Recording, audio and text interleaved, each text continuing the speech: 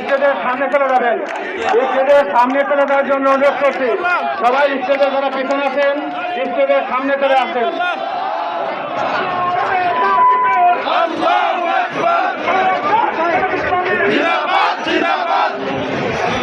আসসালামু আলাইকুম।